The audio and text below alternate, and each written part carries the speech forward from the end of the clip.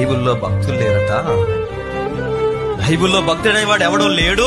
బైబిల్లో ఎవడున్నాడంటే దేవుని కృప చేత బతికిన భక్తులే ఉన్నారు. మామాన కానీ నా కళ్ళ నీళ్ళు వచ్చినాయి. నిజంగా ఎవడో భక్తులు లేడు, ఎవడో లేడు. యెషయా గొప్పతనం ఉందా? అబ్రహాము తండ్రికి గొప్పతనం ఉందా? అబ్రహాముకి గొప్పతనం ఉందా? ఎవరి గొప్పతనం ఉంది చెప్పు? దేవుడు ఎవరిని ఎంపిక చేశాడు చెప్పు?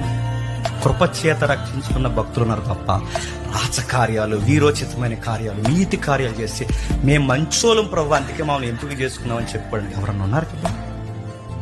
మనం మంచోళ్ళని దేవుడు ఎప్పుడు ఎంపిక చేసుకోలేదు. మనం అందరం చెప్పండి.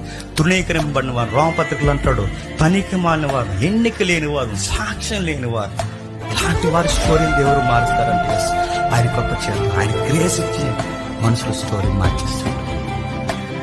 మార్చేశాడు. దావీదు తండ్రి స్టోరీ మార్చేశాడు, వాళ్ళ సౌండ్స్ మార్చేశాడు, దావీదుని మార్చేశాడు. పవన్ వాచ్యర్ గారు మంచి బైబిల్లో భక్తుడు, బైబిల్లో భక్తుడు ఎవడో లేడు. బైబిల్ ఎవడో తెలుసా? దేవుని కృప చేత బతికిన భక్తుడు.